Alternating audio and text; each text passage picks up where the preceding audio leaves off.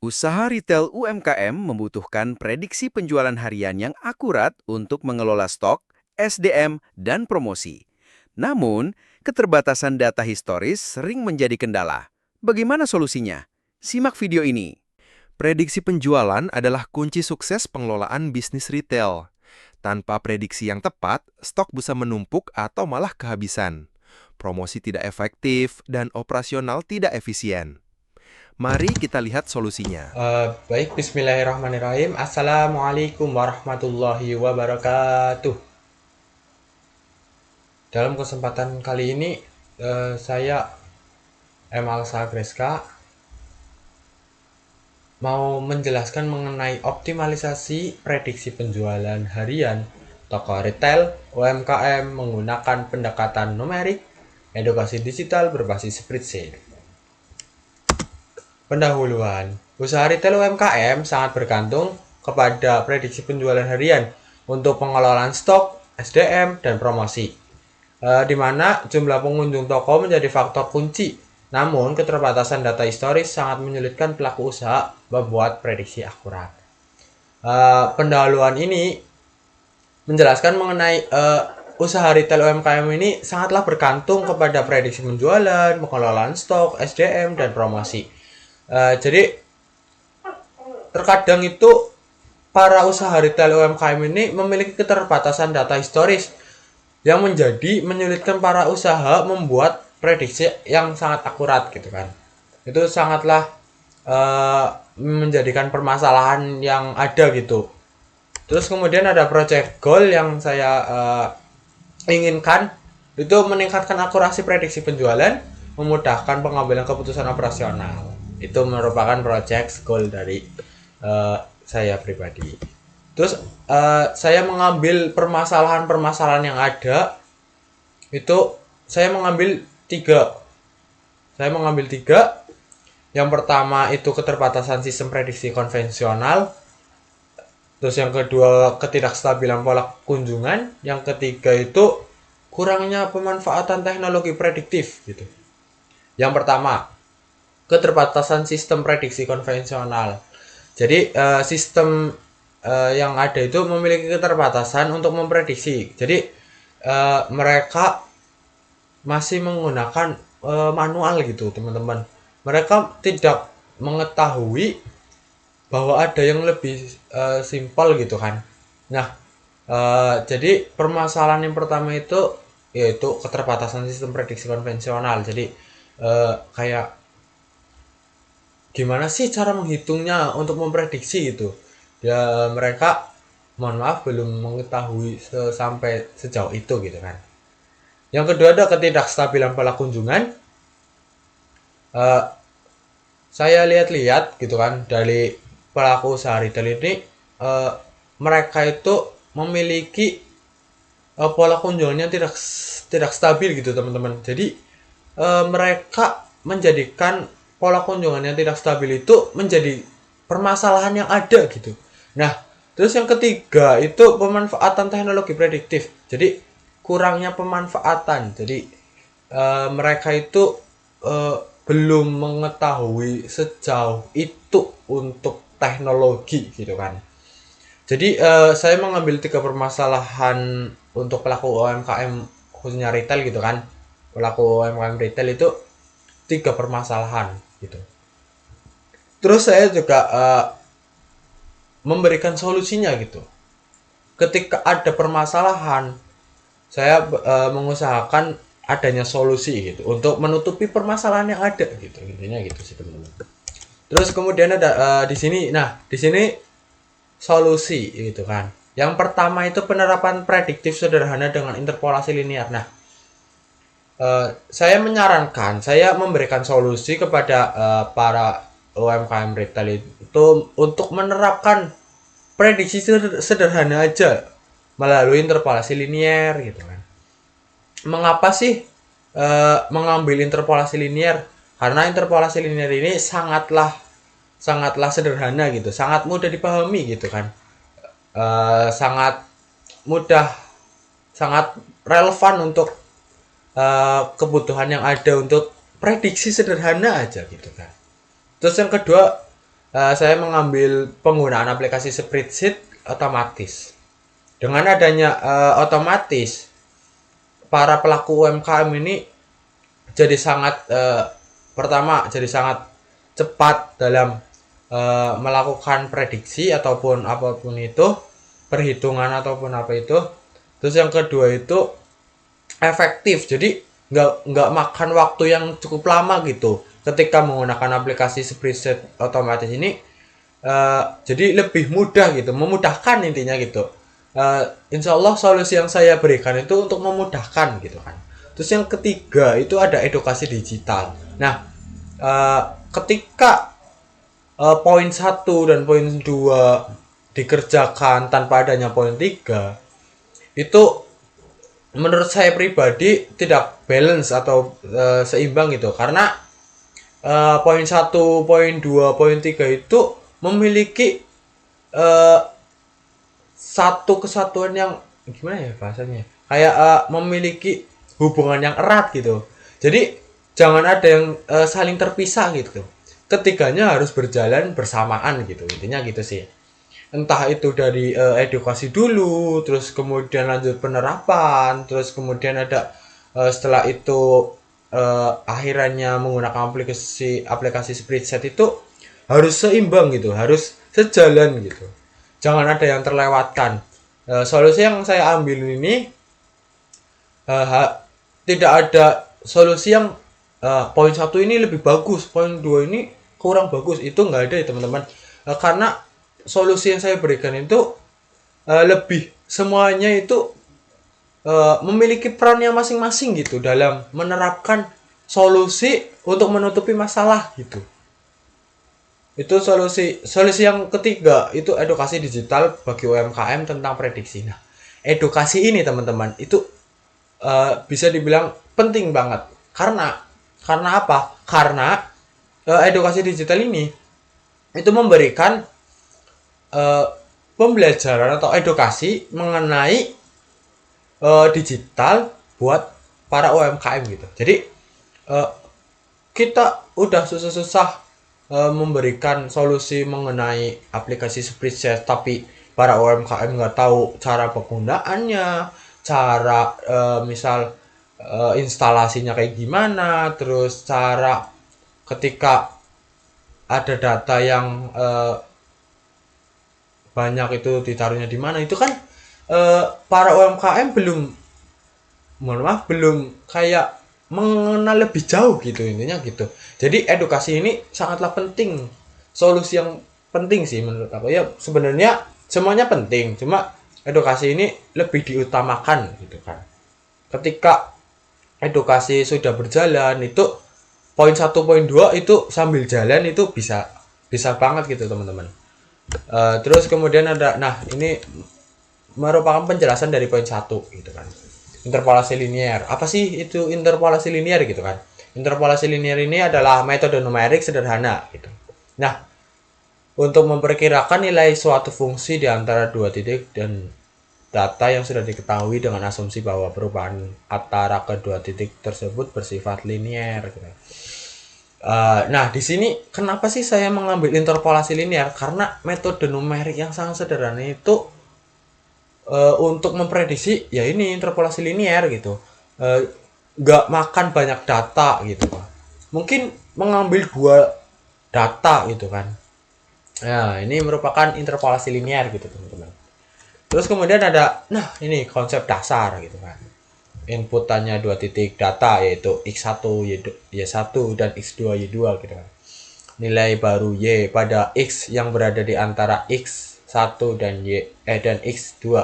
Rumusnya ini sangat sederhana, sangat mudah dipahami oleh mungkin para UMKM gitu kan. Y sama dengan Y1 sama dengan plus dalam kurung Y2 min Y1 per X2 min X1 tutup kurung buka kurung X min X1 gitu kan. Yang dimana Y2 min Y1 per X2 min X1 itu merupakan kemiringan garis ataupun slope garis gitu. Nah, ini merupakan konsep dasar interpolasi linear. Terus kemudian ada contoh sederhana. Nah, ini saya mengambil dua contoh gitu kan. Ataupun dua data yang saya ambil gitu. Hari pertama dan hari keempat. Saya mengambil dua contoh sederhana. Dua data gitu dari contoh sederhana gitu kan. Hari pertama 100 pengunjung, 30 penjualan. Terus hari keempat 220 pengunjung dengan 66 penjualan. Maka prediksi penjualan untuk 150 pengunjung hari kedua gitu kan. Nah, ini merupakan rumus yang tadi sudah dijelaskan mengenai interpolasi linear. Ya, ini Y sama dengan 30 sampai ketemu hasil 45 unit gitu. Nah, ini merupakan contoh sederhana. Jadi, interpolasi linear ini memudahkan untuk kayak memprediksi gitu kan. Memprediksi gitu.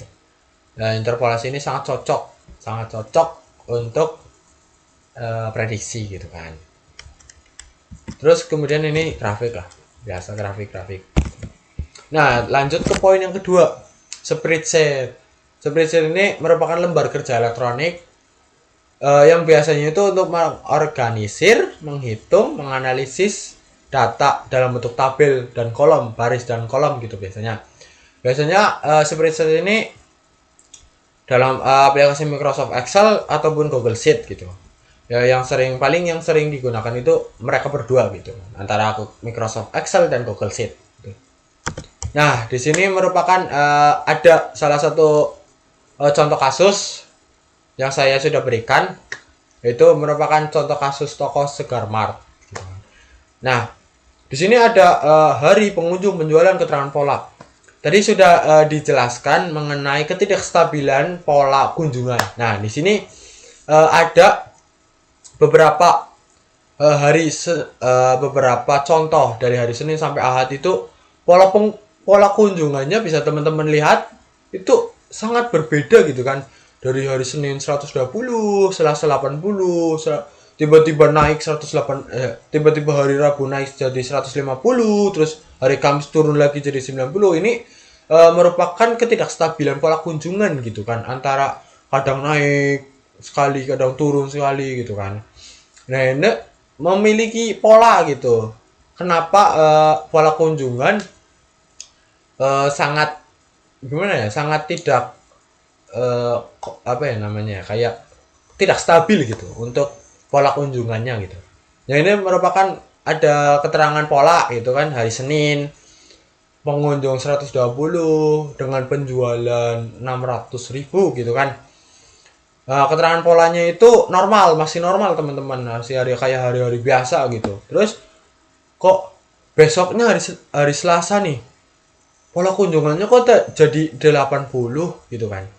Terus penjualannya juga jadi 400.000, kemarin 600. Ternyata ada faktor yaitu hujan deras gitu kan. Otomatis pengunjung itu semakin berkurang gitu karena dengan pola hujan derasnya itu gitu.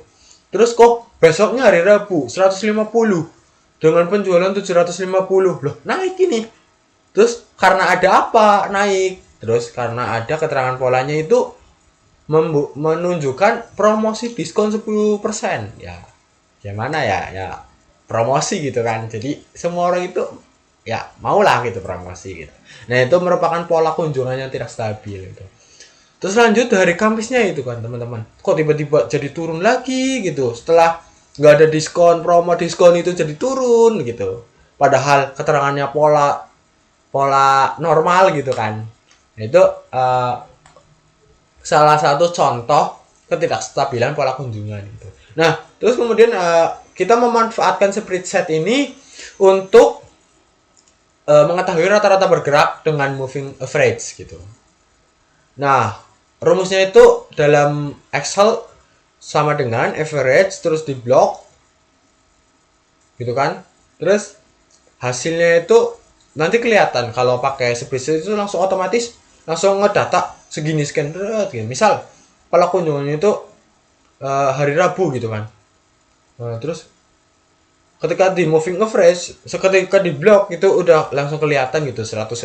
Di sini kalau manualnya itu 120, itu hari Senin, pengunjungnya 120, terus pengunjung hari Selasa 80, 120, 8 plus 80 plus 50 yang di hari Rabu. Terus dibagi 3 gitu kan. Ketemu 116.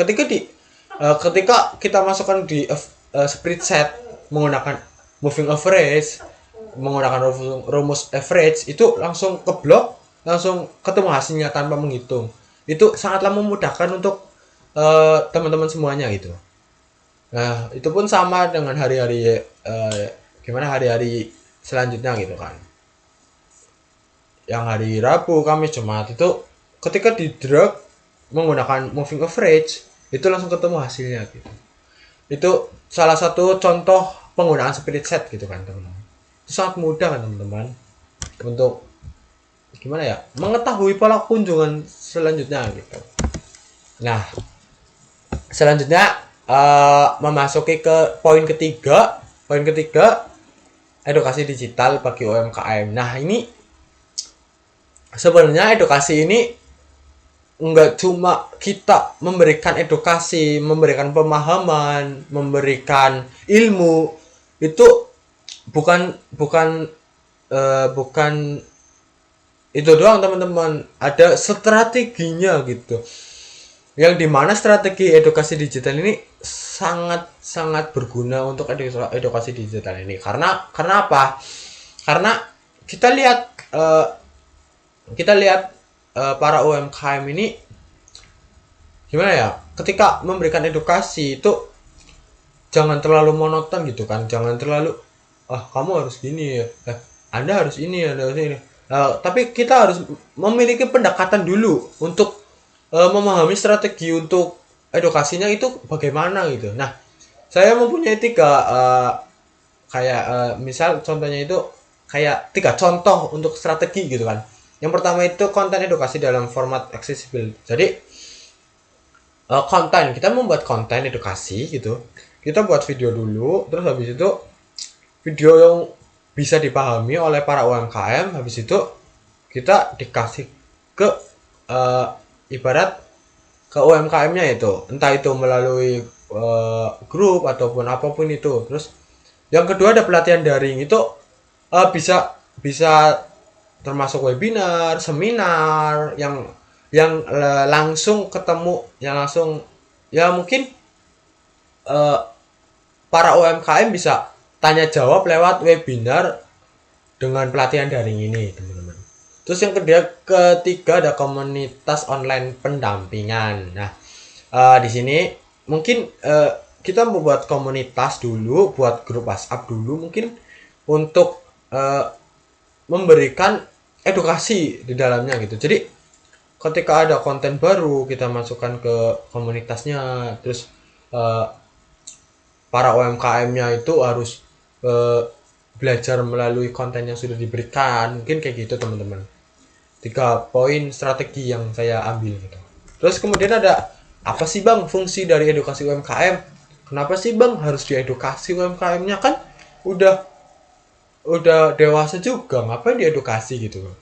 Enggak gitu teman-teman. Kita itu harus memberikan edukasi. Kita mempunyai solusi, tapi kita tidak memberikan edukasi, ya sama aja bohong gitu kan. Jadi edukasi digital ini bertujuan untuk memberdayakan pelaku usaha dengan keterampilan dan tools berbasis teknologi gitu kan. Kita memberikan edukasi untuk kayak pelaku usaha untuk berterampil gitu menggunakan tools teknologi gitu. Khususnya dalam memprediksi penjualan, entah itu mengelola bisnis, entah itu memprediksi penjualan, entah itu memprediksi data-data yang ada, entah itu untuk stok barang atau mungkin itu teman-teman bisa yang lain gitu kan, khususnya dalam memprediksi penjualan itu intinya gitu. Nah, saya ambil 3 poin lagi teman-teman. Yang pertama, memudahkan prediksi bisnis. Jadi bisnis itu mudah untuk diprediksi ke depannya gitu. Terus kemudian ada meningkatkan efisiensi operasional. Jadi nggak memakan eh, biaya operasional yang sangat besar itu dengan adanya edukasi UMKM. Terus kemudian ada mengatasi keterbatasan sumber daya gitu. Mengatasi keterbatasan sumber daya. Jadi eh, orang yang belum paham dengan teknologi, kita bimbing sampai dia benar-benar paham. Itu namanya edukasi UMKM, teman-teman. Mengatasi keterbatasan sumber daya. Terus di sini ada poin penting gitu. Poin penting dari semua slide yang sudah eh, teman-teman tonton itu ada 3 poin penting ya. Mungkin ada 3 poin gitu teman-teman. Yang pertama interpolasi linear, yang kedua spreadsheet, yang ketiga edukasi digital. Ini merupakan solusi paling paling sederhana gitu teman-teman untuk mentransformasikan UMKM. Jadi UMKM tradisional menjadi UMKM berbasis teknologi. Itu kan sangat keren banget ya teman-teman. Bahasanya kalau udah tradisional menjadi teknologi itu udah sangat kayak keren banget. Jadi UMKM berbasis teknologi gitu kan. Terus kemudian interpolasi linear, spreadsheet, edukasi digital itu solusi yang sangat sangat terjangkau gitu teman-teman dari untuk mentransformasikan UMKM tradisional menjadi UMKM berbasis data ataupun teknologi gitu kan kayak wih keren banget gitu. Jarang-jarang UMKM gitu kan ya, wih apalagi dengan adanya prediksi jadi kita itu wah masih aman lah gitu ada prediksi ke depan gitu kan. Itu sih poin pentingnya gitu antara interpolasi linear ditambah spreadsheet ditambah edukasi digital itu udah sangat kayak kombinasi yang sangat sempurna gitu asik. Nah terima kasih teman-teman yang sudah menonton. Semoga teman-teman diberikan kesehatan, diberikan rezeki yang halal gitu kan untuk melakukan kegiatan aktivitas yang teman-teman lakukan. Semoga pembahasan yang saya bahas, pembahasan yang saya jelaskan itu bermanfaat bagi teman-teman khususnya para UMKM. Saya Emal Agreska. Terima kasih atas waktunya. Wassalamualaikum warahmatullahi wabarakatuh.